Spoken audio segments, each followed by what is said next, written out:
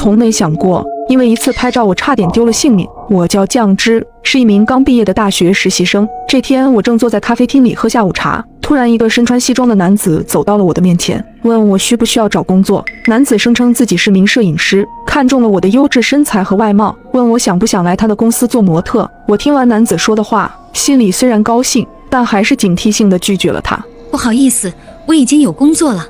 可当男子说只需要简单的拍一拍照片，1天就可以拿到3000块钱时，我承认我心动了，但我并没有当场答应男子，只是让他给我留了一张名片。回到家后，我便打电话与闺蜜说起了这件事。面对高额的薪资报酬，闺蜜十分赞成让我去试一试。可真的有这种好事吗？第2天，我就和闺蜜来到了名片上的地址，这是一处相对偏远的破旧小区。我拿起电话拨通了名片上的号码，问是不是自己来错了地方。可下一秒，那个熟悉的摄影师就出现在了我们面前。他解释道：别看这个地方破旧，可里面的设备非常齐全，并且这里也只是暂时的，因为现在公司业务扩展，正在计划搬迁。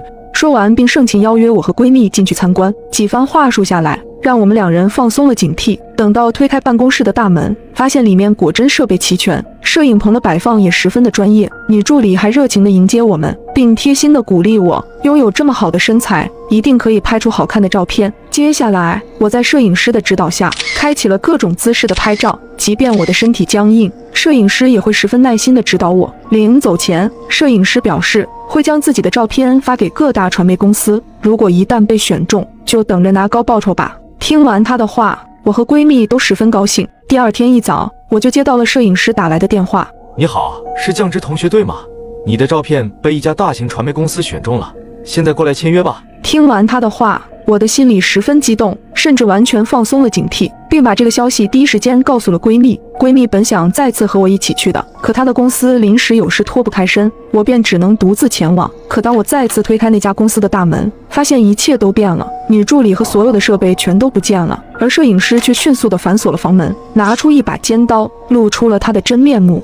你即将会以30万的价格卖到越南，成为那些资本家的玩物，并将遭到无情的折磨，这下你跑不了了。说着，让我将手中的手机交了出来。我吓得浑身打颤，眼泪都流出来了。我努力地克制自己的情绪，并以上厕所为由来到了卫生间。好在我衣服兜里还装了一部小手机，是为了防止另一部手机没电时备用的。没想到这种情况下派上用场，我赶紧用这个手机报了警。不一会，警察叔叔就赶到了这里。这个人贩子摄影师被成功抓获，我也得到了解救。事后警察告诉我，这个摄影师只是他们团伙中的一个，而像我身上发生的这种故事仍在继续。